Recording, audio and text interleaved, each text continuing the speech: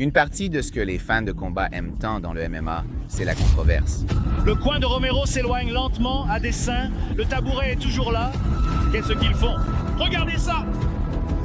C'est 100% illégal. Le médecin arrête le combat. Certainement pas. Quoi? Waouh! La question de savoir si un combat doit être arrêté ou non peut diviser la communauté. Oh non! C'était un arrêt vraiment mauvais. Oh non! On aurait dit qu'il était... Oh putain! Regardez, son équipe n'a pas réussi. Et inspiré en 2022. Oh là là, mon Dieu! Il n'est vraiment pas KO! Waouh! C'est incroyable! Elle était KO. Ouais. Elle était KO!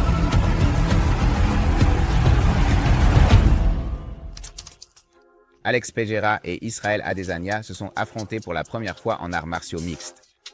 Mais pas pour la première fois dans les sports de combat. Tu ne seras jamais plus drôle que Bob. T'es une merde. Tu ne seras jamais plus drôle que Bob. Tu ne seras jamais plus drôle que Bob. Lors de leur précédente rencontre en kickboxing professionnel, Poetan était sorti vainqueur à 2 reprises sur 3. Il regarde tous mes combats.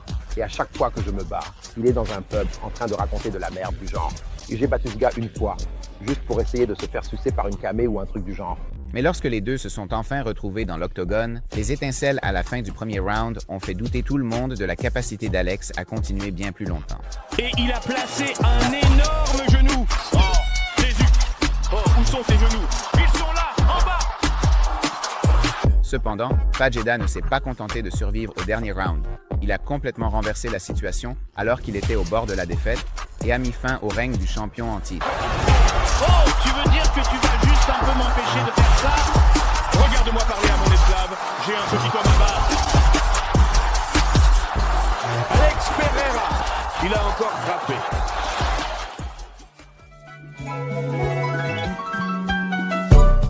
La rivalité enflammée entre Cody No Love Garbrandt et TJ Dillashaw est l'une des plus célèbres de l'histoire de l'UFC.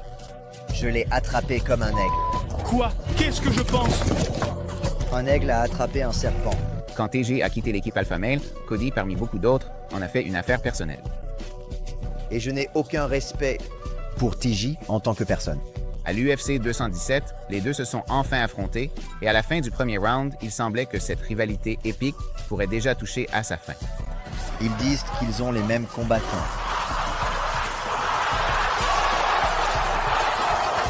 Cependant, Dillashaw allait mettre fin à ses illusions dès le round suivant.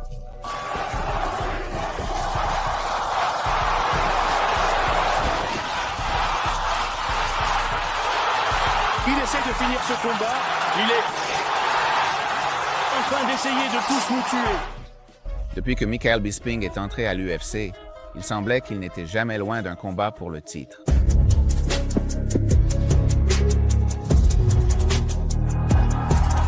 Regarde ça. Super cardio. Chang a pris le genou. Chang est en difficulté. C'est fini. Pionnier du sport, le comte est passé de l'image d'un prétentieux à celle d'une légende adorée du MMA britannique grâce à sa poursuite acharnée du combat. Avant ce combat, écoute, c'est vrai, il n'y avait aucune pression, n'est-ce pas? Personne ne s'attendait à ce que je gagne. J'étais un outsider à 10 contre 1. Cependant, chaque fois qu'il entrait dans la conversation pour une chance au titre, il échouait toujours à la dernière étape. Le champion pendant la majeure partie de cette période était Anderson Silva. Regarde Silva. Je veux dire, c'est juste incroyable. Inégalé. Vu en MMA, beaucoup de pieds d'Urban. Je veux dire, c'est juste un basique inégalé. On l'a vu en MMA, beau low kick d'Urban. Il le veut encore. Silva et le titre ont tous deux échappé à Bisping pendant des années, jusqu'à ce qu'enfin les deux se rencontrent en combat principal à l'UFC Fight Night 84. J'ai toujours voulu l'affronter, et les gens disaient toujours que j'étais complètement fou.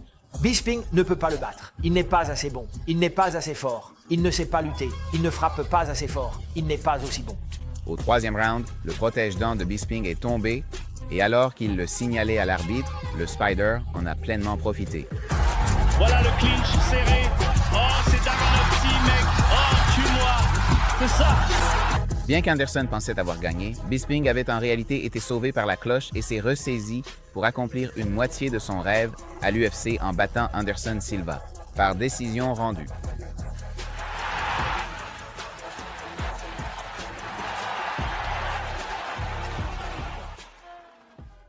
Lorsque Yoel Romero et Tim Kennedy se sont affrontés à l'UFC 178, bien plus était en jeu qu'on ne pourrait le croire.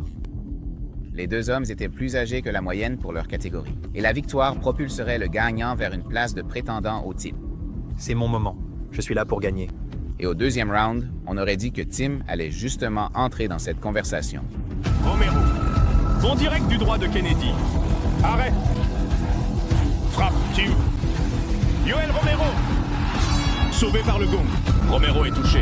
De manière controversée cependant, Yoel a retardé autant que possible le moment de se lever de son tabouret pour commencer le round suivant, et Tim pensait que c'était probablement terminé. Le coin du maire sort volontairement lentement. Ils ont encore le tabouret à l'intérieur. Qu'est-ce qu'ils font? Pourtant, le nouveau round a commencé et l'araignée de Dieu a enchaîné une séquence finale féroce pour reprendre sa place dans la course au titre. Coup de pied frontal au corps de Kennedy. C'est de ça qu'on parle. Il est sur lui. Un autre coup. Et c'est terminé. Il est KO. Il est compréhensible que Tim ait été, et reste, peu impressionné par le résultat. C'est quoi ce bordel? Hé, si tu ne peux pas te lever du tabouret, tu ne peux pas te lever du tabouret. C'est la fin du combat. Tu ne peux pas rester là devant ça, mec. Depuis leur défaite face à Israel Adesanya, Romero Whittaker et Paulo Costa sont restés des favoris du public. L'un pour sa personnalité attachante et magnétique, Qu'est-ce que tu veux dire? C'est quoi ce bordel? C'est quoi tout ça? et l'autre pour ses comportements amusants et impulsifs. Mais maintenant, nous avons un nouvel or liquide. Les joyaux secrets. Et tous deux sont considérés parmi les talents les plus excitants de l'histoire des poids moyens. Il lance un jab.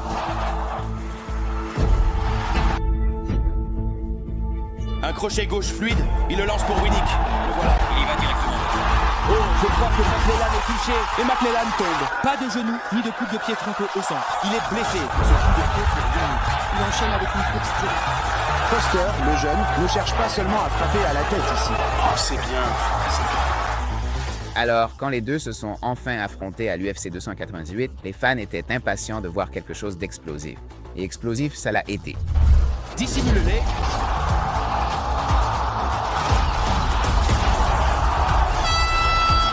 Malgré un coup de pied retourné reçu d'un bodybuilder dopé au jus secret, Bobby Knuckles a su garder son calme comme à son habitude et surpasser le Brésilien pour l'emporter à la décision. Romero, le célèbre faucheur.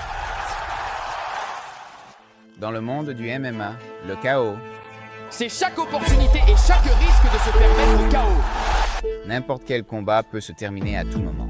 Une série de victoires record. Triangle. Attention, triangle. C'est dangereux. Crochet. C'est ce qui se passe. Il l'a eu. C'est mauvais. C'est en partie ce qu'on aime dans ce sport et ce qui le rend si palpitant. Mais si être sauvé par le gong nous apprend quelque chose, c'est qu'un nouveau round, c'est comme un nouveau jour. Tout peut arriver.